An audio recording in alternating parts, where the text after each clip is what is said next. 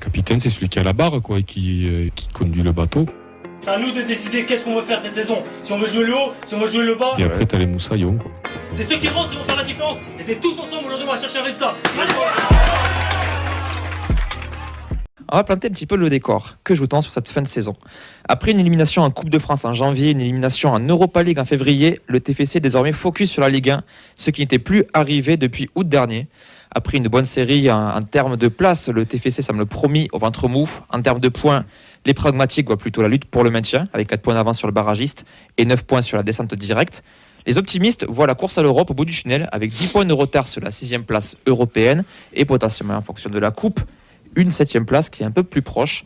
Donc très rapidement, on va faire un petit tour de table, messieurs. Ventre mou, maintien ou Europe pour cette fin de saison ? Fred en cabine, qu'est-ce que tu penses de ce débat ? Ventre mou. Tout simplement. Ouais. Nathan. Ce sera tellement serré qu'on va jouer le maintien, mais on va finir dans le ventre mou. Lounès. Maintien, je pense. Maintien. Ouais. Sacha. Benfica. Non, pardon. Ouais, non.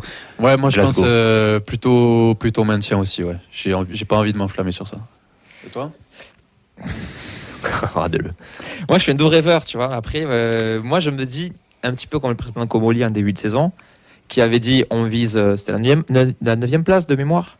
Tu vises un peu plus haut que ce que tu veux faire. Tu peux pas dire on vise la 15e place en te disant on va réussir à faire 9e. Non, tu vises toujours plus haut pour finalement faire milieu. Donc je me dis, si les motive en disant on joue tout sur l'Europe, ça peut nous permettre de faire une fin de saison tranquille, terminer ventre mou et Inch'Allah terminer finalement européen. Mais je sens que je vous convainc pas du tout sur mon approche. Ah si, honnêtement, je reprends un petit peu le point que j'avais fait la semaine dernière où j'avais dit la faiblesse de la Ligue 1 va nous maintenir.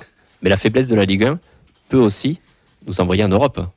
Ça, c'est une certitude. On est plus proche de la Conference League, c'est-à-dire Rennes, je crois qu'il y a 8 points, que de l'avant-dernière place. Donc c'est quand même quelque chose qui prouve aussi que ce championnat, il est tellement... il y en a des disques complexes, difficiles. Moi, je dis qu'il est quand même... avec des équipes qui ont un peu la peur au ventre, que ce soit des équipes qui jouent l'Europe ou qui jouent le maintien, qu'on peut potentiellement se démarquer, pourquoi pas envisager... Après, est-ce une place en Europe. Est-ce que c'est pas un peu trompe-l'œil de regarder cette avant-dernière place ? Parce que bon, il nous reste à jouer clairement, mais quand on parle de maintien, on se doute grosso modo que ce qui va compter, c'est la place de barragiste, et que c'est sur ça qu'on doit se baser pour estimer un peu où est-ce qu'on peut se situer en fin de saison, parce que les deux dernières places, il y a quelque chose qui est en train de se décrocher un petit peu, et rien n'est fait encore, mais on se doute qu'avec ce qu'on a vu là, quand on parle de maintien, c'est plutôt la place de barragiste qu'il faut chercher à éviter. Et il y a un mois, après, on se disait, au final, on aurait fait le même débat il y a un mois, on était tous un peu anxieux à l'idée on pensait qu'on allait en prendre 8 à Benfica. Ces matchs-là d'Europe, ils ont permis déjà de prouver que cette équipe a été capable de sortir des grands matchs quand il le fallait, de mettre en difficulté aussi des équipes qui sont sur le papier supérieures à nous. Hein.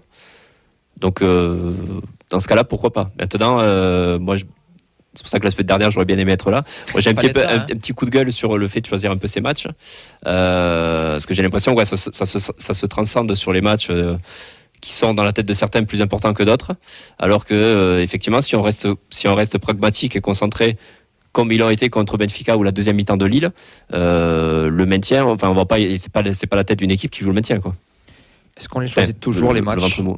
Est-ce qu'on les choisit toujours les matchs ? Ça fait quand même quelques semaines qu'on les enchaîne, puis c'était plutôt quand il y avait l'Europe qu'on les choisissait plus, j'ai l'impression. Est-ce que maintenant qu'on est éliminé, qu'on n'a que la Ligue 1, qu'on est focus sur ça, est-ce que du coup là on verra notre visage aussi, on verra le visage d'une équipe qui joue uniquement pour le moment le maintien, puisque mathématiquement on n'est pas assuré d'être maintenu, hein. Donc on va voir. Voilà, j'attends de voir, justement, j'attends ce match de Nice, moi, pour voir un petit peu comment cette équipe peut réagir face à des équipes qui ont des schémas de jeu totalement différents de Benfica ou de Lille qu'on a vu. Donc voilà, mais tout peut se passer dans cette Ligue 1. Moi, je pense que dire on va jouer l'Europe, c'est de... En fait, ça relève du rêve, parce que il y a, ça veut dire qu'il faudrait prendre une moyenne de points qu'on n'a jamais pris dans la saison, quoi. ça veut dire qu'il reste 11 matchs, mais il faudrait au moins en gagner 9, quoi. Non? Ouais, puis ça va faire plus de 2 points par match, si je dis pas de bêtises, le rythme pour rattraper. Et en espérant que devant, ça se casse la gueule aussi. Rythme de champion. Exactement. On a quelqu'un par téléphone. Oui, Oui, Pascal, bonsoir. salut. Bienvenue. Merci. Est-ce que je fais la composition ou ça a Pas déjà de été suite, fait, je pas crois de suite. Attends, Ok, tu peux faire la d'accord. composition de la feuille de match, si tu veux. Il n'y a pas Oui. grand monde. Hein. Oui, mais ça a déjà été fait. Je ne vais pas faire de redite. Hein. Alors, Bon. ton avis, toi, sur ce débat-là. Qu'est-ce qu'on joue cette Alors, fin de saison pour toi, Pascal? Mon avis, bon, alors tu disais tout à l'heure que effectivement, si on regarde le classement, on a à peu près le même nombre de points de la conférence que de la descente directe, sauf que je pense que les équipes qui sont relégables vont prendre moins de points, donc en fait que celles qui sont devant. C'est pour ça qu'elles sont devant en fait. Et du coup c'est un peu un trompe-l'œil. Mais moi je suis plutôt du style prudent en fait en général, de me dire écoute, déjà connais le maintien et ça sera bien. Mais j'aime bien en fait aussi ce qu'on cultive dans le virage et dans le club. Je me souviens que cette ambition qui est aussi du second degré. Quand on chantait l'an dernier, on va gagner la Coupe de France, au début je me disais attends mais qu'est-ce que c'est cette histoire, on peut pas chanter ça, on va à la peau de l'ours avant de l'avoir tué. Et puis en fait bon, le fait est qu'on l'a gagné, mais j'aime bien cette ambition, en fait j'aime bien montrer ce truc-là comme l'autre jour au stadium quand on a chanté TFC Coupe d'Europe alors qu'on vient de se faire éliminer et que bon on est quand même on n'est pas très loin encore des places qui craignent. Donc j'ai envie de me dire, allons-y, disons qu'on joue l'Europe, même si on sait très bien que ça va être galère, déjà pour se maintenir. Alors, mais j'aime bien dire ce truc-là. On joue l'Europe et puis voilà. Toi, tu vises quoi, toi, comme place, là? Là, si... allez, je t'autorise 2 réponses. Tu as la réponse pragmatique et la réponse rêveuse. La réponse... alors déjà, là, on est à la 11e et je crois que... c'est à part peut-être après la première journée, c'est la meilleure place qu'on ait eue. Donc déjà si on finit 11e, ce sera très bien. Voilà. Et puis la réponse rêveuse, je dis 6e. 6e? Ah ouais. Ouais. Ouais, c'est sacré. Non, tu me dis rêveuse. Oui, c'est vrai, je dis rêveuse. C'est quand même fou de se dire ça maintenant après le début de saison. Mais qu'on a n'oubliez pas, pour moi c'est conditionné au niveau de la Ligue 1 quoi. Ouais. Mais oui, évidemment. On va gagner le championnat. Non mais c'est fou de se dire dans ce championnat-là que tu peux recoller un Lyon. Je prends l'exemple de Lyon. Lyon qui a été catastrophique. Les 3 quarts de la saison jusqu'à présent quoi. Et qui peut potentiellement rêver d'Europe et qui revient sur Marseille. Oh, mais il parle d'Europe, hein, oui, Lyon, hein, non, mais c'est absurde. Enfin, quand tu te dis, pourquoi pas nous dans ce cas-là, rêver. Alors, 6e place, ça me semble un petit peu gros. Un top 8, top 9, ce serait déjà très bien et inenvisageable par rapport à la saison qu'on a fait en championnat. Il ne faut pas oublier d'où on vient aussi, du niveau de jeu affiché. Qu'il y a encore 2 ou 3 mois, on se disait. C'est pas possible de proposer des prestations comme ça en Ligue 1. Le rêve est permis tant cette Ligue 1 moi ne me fait pas peur. On n'a pas eu peur j'avais réagi par rapport à Monaco, au match à Monaco, c'est la première fois où j'ai pas eu peur dans un match. C'est vrai. Donc le match, je l'ai pas regardé aussi, ça aide. Tu mets un 3-0 en seconde mi-temps face à un Lille qui avait pas joué en Coupe d'Europe dans la semaine, tu mets un 3-0 à cette équipe-là qui est censée être 4e ou 5e de Ligue 1. Donc pourquoi pas, dans ce cas-là, pourquoi pas ne pas rêver, mais en étant pragmatique, effectivement, la 9e ou la 10e place sera déjà très très bien par rapport à la saison du TF. Bon, honnêtement, je me dis, vu le parcours qu'on a fait en Ligue Europa, si on finit 13e, déjà, ça restera dans ma tête comme une belle saison du TFC, comme une très belle saison du TFC. Donc s'il y a une 11e, une 10e place, ça augure du meilleur pour la saison qui vient. Ça veut dire qu'on aura fait une deuxième partie de championnat solide et sur laquelle potentiellement on pourra s'appuyer parce qu'il n'y a pas autant de joueurs en fin de contrat que l'an dernier, qu'on se crée une ossature, qu'on crée des habitudes avec le coach. Donc un milieu de tableau, ça serait vraiment très bien en vrai. Donc en fait, la réponse pragmatique, le maintien, la réponse rêveuse, l'Europe, l'entre-deux parfait, c'est le ventre mou. Oui. C'est philosophique là. Mais bon, quand on joue à 18, est-ce qu'il est si mou que ça? C'est vrai. Ça, je sais pas. C'est vrai qu'est-ce qu'on peut toujours parler de ventre mou dans la Ligue 1 18 où tout le monde peut battre tout le monde. peut-être Déjà, statistiquement, où quoi. se situe le ventre mou, quoi. C'est plus une question de points, je dirais. Tu vois, une genre d'équipe qui est déjà trop Qui est loin pour ventre mou l'Europe. pour vous actuellement? Pour moi, c'est des équipes qui sont. Pour moi, soit ça joue l'Europe, soit ça joue le maintien. Hein. Ouais. Il n'y a pas Actuellement, de gap. Non, oui, Je pense actuellement, que c'est oui. Marseille. Le ventre mou idéal, c'est Marseille, Bah, qui est en plein milieu de championnat, qui a autant d'avance, qui est tranquille pour des poursuivants derrière Cocteau à Lyon, qui revient à 2 points, qui a 6 points de l'Europe. Pour moi, le ventre mou, je le situe à ce niveau-là, quoi. Pour moi, ventre mou, c'est quand en fin de saison, tout ce qui est à plus de 6 points du maintien et avec 6 points de retard sur l'Europe. Tu vois, normalement, tu as les 5-6 équipes qui sont pour moi ce ventre mou-là. Qui ne craignent plus rien à partir du mois de mars et qui jouent plus rien à partir du mois de mars. Qui jouent en claquette à partir du mois de mars. Ouais. Moi, je me dis que on a eu des saisons où on a fini au milieu du tableau et où on était assuré du maintien à 5-6 journées de la fin. Je pense que cette année, on sera pas assuré du maintien.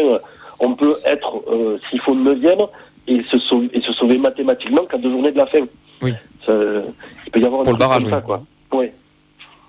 Moi, déjà, je pense que les 3 matchs de mars, ça va être important parce que si imaginons sur 3, je sais pas,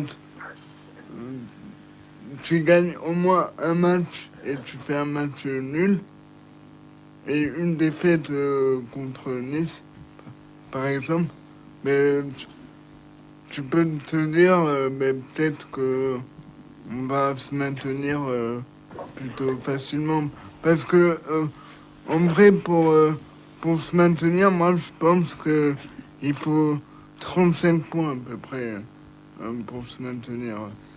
C'est de la première année test un peu, vu que c'est la Ouais. première année aussi à 18, on va forcément aussi Tout le fait que les remoduler clubs de soient points. aussi prennent moins de risques et ont peur justement d'arriver à ce gap-là, quoi. Parce qu'en fait, quand tu regardes les matchs restants, Je lis le calendrier. sous les yeux, là. l'enchaînement, en fait, t'as Nice demain, donc on verra, c'est trop près, mais t'as un enchaînement, là, Le Havre, Lyon à domicile, aussi, ouais. Clermont, Strasbourg.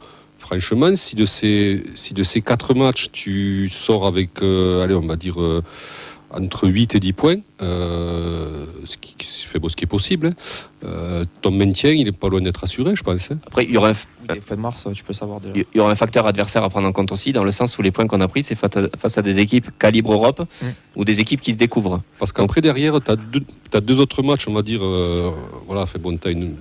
tu as une petite cote, on va dire. Tu enchaînes Rennes, Marseille à domicile. Après, tu réenchaînes Lorient, Montpellier. Donc là aussi, c'est 2 adversaires donc à notre portée. Puis l'avant-dernier match Paris. Donc là, je pense que tout sera joué. Et puis domicile Brest. Mais sur les 11 derniers matchs, tu joues 5 équipes qui jouent un championnat. Donc moi, potentiellement, je pense que le ventre mou, c'est très, très, très réalisable. Hein. C'est pas utopique. Hein. Juste avant de passer aux réactions, on remercie Volarium qui a pris un abonnement avec Prime sur Twitch. Là, ce soir, c'est festival. Ça tombe. Nathan, est-ce qu'il y a des réactions du coup sur les réseaux? Oui, on a des réactions. Donc, de manière générale, hein, ça trouve l'Europe un petit peu utopiste. Ça reste un petit peu comme ce qu'on a dit sur le plateau, donc à viser le maintien ou le ventre mou. Donc voilà, on a Fabrice qui nous dit qu'il faut jouer le haut du tableau et pourquoi pas une place européenne de nouveau, donc on y croit aussi. On a, je regarde, je descends. Je t'en prie. Comment tu descends? Ouais, on a Olivier qui nous dit si on finit, on peut finir potentiellement 13e. Volarium qui nous dit on a encore des gros à jouer. PSG et Brest sur les 2 dernières journées. D'autres qui trouvent l'Europe que c'est mathématiquement impossible. Un top 8, pourquoi pas. Donc top 8 envisageable.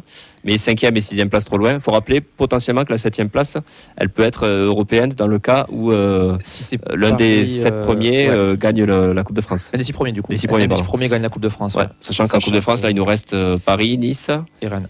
Lyon. Ouais. Et Lyon potentiellement qui peut aller chercher. être 7e et être déjà, effectivement. Et Lyon va finir 7e et gagner la Coupe de France. Oui, du coup, faut te pas de- emmerder, ouais, faut te j'adore emmerder, bien. ouais. Moi, je pense que Paris, l'avant-dernier match, ça sera plus un match de prestige pour eux, puisqu'ils seront champions. Ligue des Champions, s'ils la jouent, bon, mais donc, donc ils seront concentrés sur ça. Mbappé. Ouais, donc ça sera un peu. C'est vrai, la dernière d'Mbappé. Moi, le match de Paris, je le crème pas trop, entre guillemets. Quoi. Enfin, C'est pas quand même un chez match. eux. Hein. Ouais, mais ça sera. C'est plus à l'extérieur sur claquette quand même, non? Je pense que Brest jouera beaucoup plus quelque chose sur le dernier match. Bah, le match pour la conférence. Que Paris sur l'avant-dernière. Quoi. Et après, je vous donne la liste entière des matchs qui nous restent. Donc Nice à domicile dimanche. Ensuite, on va au Havre, on reçoit Lyon, on va à Clermont, on reçoit Strasbourg. Déplacement à Rennes, réception de l'OM. Déplacement à Lorient, réception de Montpellier. Déplacement au Parc des Princes et la réception de Brest. Donc il reste 11 journées de Ligue 1. Qu'est-ce que pour vous, c'est quoi les matchs clés vraiment qui vont le plus compter? Fred en a parlé un peu, Pascal.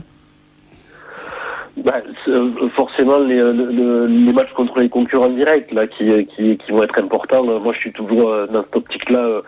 Si on pouvait ne pas faire comme en première partie de saison et arriver à les mettre à distance, moi je vais beaucoup regarder ces matchs là très clairement quoi. Après les autres c'est du bonus quoi. Et moi, je voulais rebondir. En début, avant la trêve, on se disait on va devoir se déplacer chez ces équipes-là. Et au final, on se rend compte que c'est pas plus mal pour nous. Peut-être pas, ouais. Étant donné qu'on est une équipe on a du mal à faire le jeu, d'où le fait que je crains beaucoup Nice, le match de Nice de dimanche. Mais on va jouer soit des équipes d'un calibre européen qui vont se découvrir et qu'on aura potentiellement des coups à jouer, ou soit on va jouer les concurrents directs à l'extérieur. Donc je trouve que ce schéma-là pourra nous correspondre. Ouais, moi, il y a un truc qui m'inquiète, c'est ces équipes, quand je joue assez tard, comme Lorient-Montpellier, qui sont quand même sur les 4 dernières journées. C'est des équipes qui vont jouer pour leur survie et qui, là, seront vraiment en mode commando. Parce que tu peux te dire, ces équipes-là, tu les bats à la 20e journée. Ok, normalement, tu as fait un grand pas vers le maintien, mais c'est que la 20e journée. Là, tu es vraiment à 2 jouets de la fin. Donc, potentiellement, tu peux te retrouver à la même hauteur ou aussi très loin. C'est pas à prendre à la légère non plus, ce genre de confrontation. Après, je suis curieux du match contre Lyon. Ouais, j'allais le dire, Pascal. Ça bascule un peu. Ouais. Moi, pour moi, il reste. Entre Moutico. Pour moi, il reste deux gros matchs émotion, quoi, en fait. Le match contre Lyon à domicile et le match contre Marseille à domicile. Ça va être. Donc ça veut dire que la saison, on a encore des émotions à vivre, quoi. Il faut pas croire que. Lorient à l'extérieur, c'est pas émotion pour toi? Non. Footix. Non, mais Lyon et Marseille, voilà. Donc 2 matchs à domicile et. Ouais, tu peux en gagner 1, tu peux en gagner 2. Enfin, ça va être. Non, mais il y a encore de belles choses à vivre, quoi. Enfin, jusqu'à la fin de saison, moi, il n'y a pas que le maintien à jouer, quoi. Il y a aussi des émotions à avoir et des belles émotions. Après, pour moi, il y aura 2 rendez-vous importants, là, donc au mois de mars, et donc ça va être les 2 déplacements, donc un au Havre et un à Clermont. Donc, ce sont des équipes qui nous ont pris des points chez nous. Donc il faut être capable d'aller leur rendre la monnaie chez eux. Et donc, tu équilibreras donc au point comptable, quoi. Et puis, moralement, tu les enfonceras aussi, quoi. Est-ce qu'on se fait un petit prono fantasy sur la place à laquelle finit le TEF cette saison? Et celui qui a raison, il gagne le respect éternel. Un bisou. Et un petit bisou dans le cou. Allez. Une bière, ça me va sinon. Fred, quelle place pour le TEF à la 34 à la Allez, 34. je vais dire 10e. 10e, Ouais. Nathan. Moi, je vais dire 11e. Mais on gagne, comme tu disais, Fred, on a 2 matchs de gala. On gagne un des 2 matchs de gala. 12e, Deuxième. Ah, 12. J'ai compris deuxième. Je me suis dit, écoute, la Ligue 1 est tellement naze que la deuxième, c'est possible, tu sais. C'est que Brest, le deuxième, c'est pas. Et on les bat, là, J34, on les bat pour la 2e place, bien sûr, oui. Guingamp 8e, enfin, c'est jouable. Moi, je pense que si on finit entre 9 et 11, c'est déjà très bien. Là, on est 11e, mais si on reste. Si le championnat s'arrête, moi, ça m'arrange.